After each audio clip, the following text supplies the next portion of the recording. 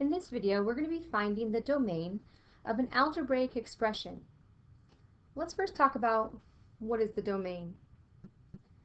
The set of all real numbers for which an algebraic expression is defined is the domain. So let's practice finding our domains here. Our first example says 2x to the third plus 3x plus 4.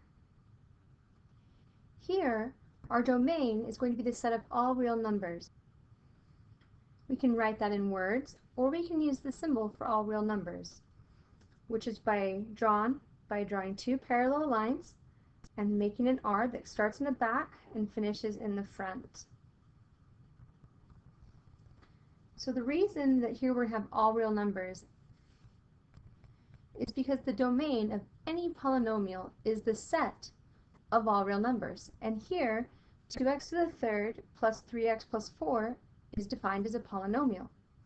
The only thing that would make it not all real numbers is if there had been directions given that the domain had been specifically restricted, such as x has to be greater than 3 or something like that. Let's take a look at our next expression. Here we have the square root of x minus 2, and we know that this is not a polynomial because we have a variable inside of a radical. So here we're trying to figure out what are all the things that x is allowed to be. We know that it's possible for square roots to be 0, so you can take the square root of a 0, but you can't take the square root of a negative number, which means the inside piece here can't be negative. So we're going to take that inside piece, we're going to set it equal to 0 and solve, which is going to tell us that if x equals 2, that's going to be okay. But if x is anything smaller than that, we're going to end up with a negative number.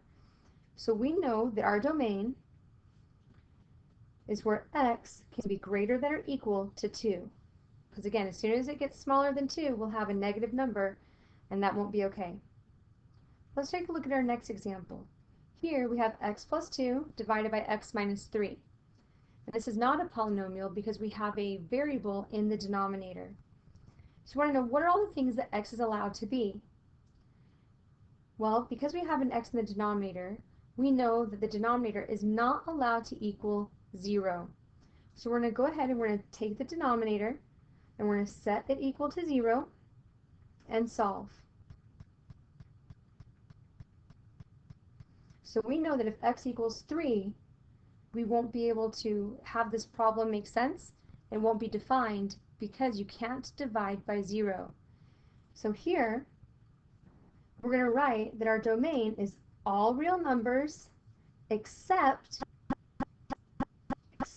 that x cannot equal 3.